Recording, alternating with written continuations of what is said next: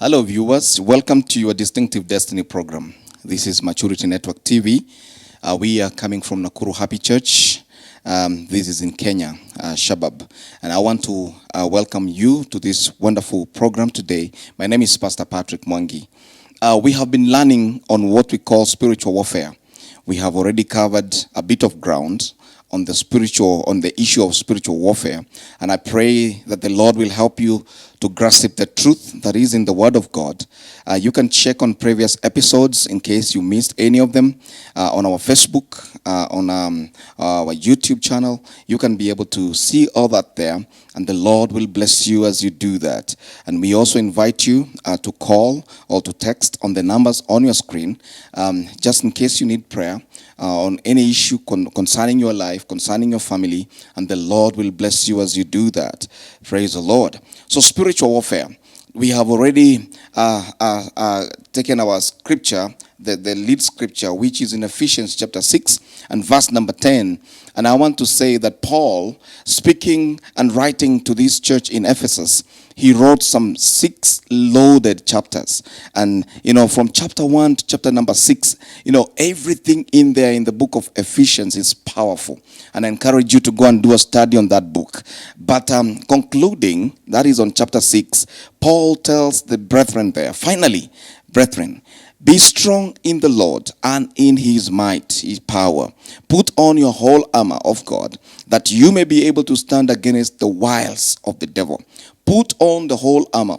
Paul was simply saying, you cannot be able to stand against the plans, the schemings of the devil, if you do not have the full armor of God. And this is what we have been looking at. And he continues to tell them, that we do not wrestle against flesh and blood, but against principalities and powers, against rulers of this dark world, against spiritual hosts of wickedness in the heavenly places. That is what Paul is saying, that do not direct your warfare on people. Don't direct your war on your friend or on your boss. He is not the enemy, but he may be used by the enemy. The one behind what is happening is the one that we are interested with. That is the one we want to battle. Not the man, but the one that is manipulating that man to offend you or to cause a problem in your life. That is the devil himself. So we wrestle not against flesh and blood, for our weapons are not, carnal. Paul says again in 2 Corinthians, chapter number 10, that our weapons are not carnal, but they are mighty through God, even to the pulling down of strongholds and powers and forces and dominions. That is what Paul is telling us. So we do not wrestle against flesh and against blood, but we are doing this, what we are calling spiritual warfare. Now he continues to say from verse number 13, therefore, take the whole armor of God, the whole armor of God, you may be able to withstand, the evil day, and having done all to stand, stand therefore, having girded your waist with truth. And we checked on the truth. In the previous episode, we talked about the truth, and we said that the truth is God's word. That God, whatever God has said, that is truth. Don't bother yourself with whatever else the enemy is trying to tell you. Concentrate on the truth. And that's why he said, you shall know the truth, and this truth shall set you free. I pray that the Lord will continue to open you up to the truth. And how will you know the truth if you don't read the word of God? You therefore need to be a good student of the word of God to know the truth of God's word, and then use that truth to counter the lies of the enemy. The second thing he says here, put on the breastplate of righteousness. It is what covers. The Roman soldiers used to have them, at their front, at the chest area. It would protect their heart. It would protect, vital organs that are around this part of their body. So for that reason, they had to have what they're calling the breastplate. And Paul now is saying, for us believers, we also need to protect our heart.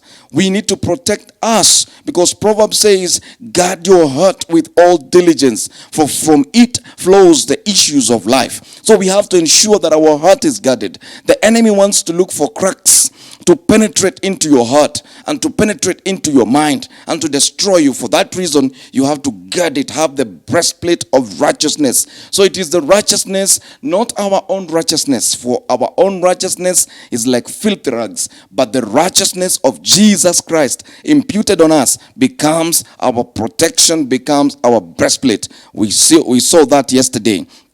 Today, we want to look at the next thing that he said, and ensure that you are having shod your feet with the preparation of the gospel of peace.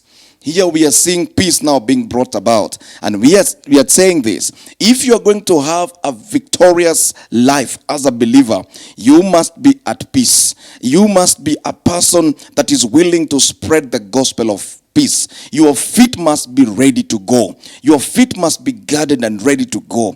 The Roman soldiers had their feet ready. They had their shoes on. They had to ensure in the rough terrains where they were going to fight, they would not have to worry about where they are stepping, because they had something on their feet which would give them protection. Think about it. You have gone to a place where there is a lot of broken pieces. There are barbed wires, we have rocks, and we have pieces, we have nails. Walking on that path, even if you have a gun with you, if you are trying to pursue your enemy and you are barefoot on that ground, you cannot do much. You will find yourself having a lot of caution on where you step. You are worried on what you will step on. You are thinking about your next step. And in that case, then you lose your ability to concentrate to concentrate on how you use your hands to do the battle. For that reason, Paul here is telling us that we need to ensure that our feet is guarded. Our feet is shod with the preparation of the gospel of peace. We need to go out and spread peace. We need to be peace ambassadors where we are. Praise the name of the Lord. If you do not have the peace of God, the peace of God, it's also by itself an armor. When you don't have it, then you will have a lot of problems. And when you're talking about peace, it is a fruit of the Spirit. And we saw it in the previous episodes on the fruit of the Spirit.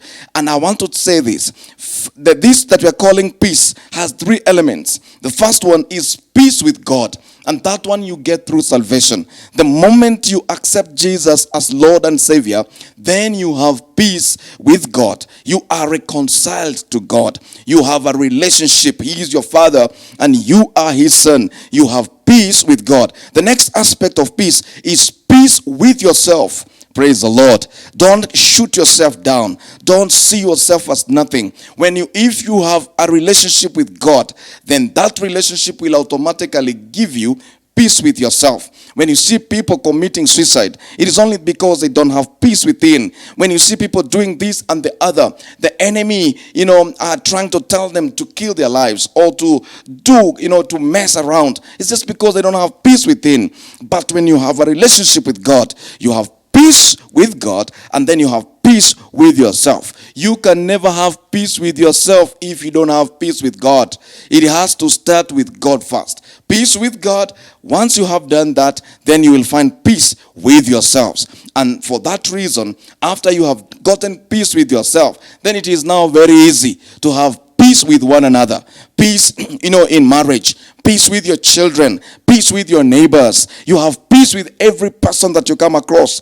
Praise the name of the Lord. Therefore, Paul here is saying, let your feet be prepared. Let your feet be ready to go out and spread the peace.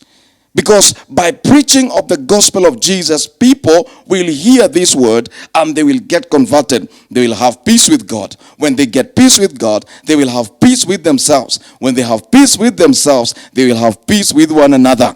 Hallelujah. Simply saying, peace and the preparation of the gospel of peace that we're talking about here is another armor. When you have it, then you know that the enemy will not come and try to attack you in any way, because you are at rest. You are at peace with God and with one another. Paul in Romans chapter 10, I want to read this from verse number 14 and 15. He says, how then will they call on him whom they have not believed? How then shall they believe in him whom they have not heard? And how shall they hear without a preacher? And how will they preach unless they are sent? As it is written, how beautiful are the feet of those who preach the gospel of God. Praise the name of the Lord. How beautiful are the feet of those who preach the gospel of God, and of God's kingdom. So Paul is saying, how will these people in the world, how will they hear? And how will they know? How will they believe? If nobody goes, if nobody finds them, if nobody tells them, how will they ever believe? How will they ever come and change and come to be in the kingdom of God? How will they find peace? It is by going. Praise the name of the Lord. As an army, as a soldier in the army of the Lord, we are also called not only to protect our own by the breastplate, not only to have the truth, which is the word of God, but we are also encouraged to ensure that we go and we reach out to others and we tell them about the Lord Jesus. We preach the kingdom of God, which is, Jesus Christ himself. And we tell them that it is important that they receive the Lord Jesus. And once they do that, they will find peace with God, peace with themselves, and peace with one another. Praise the name of the Lord. Apostle Paul, in his journeys, after he was converted, he walked very many miles. He would, sometimes, go by the sea. He would walk miles and miles, and he would reach people, countless, people that he met, and he talked to them about the love of Jesus Christ, and many of them were converted.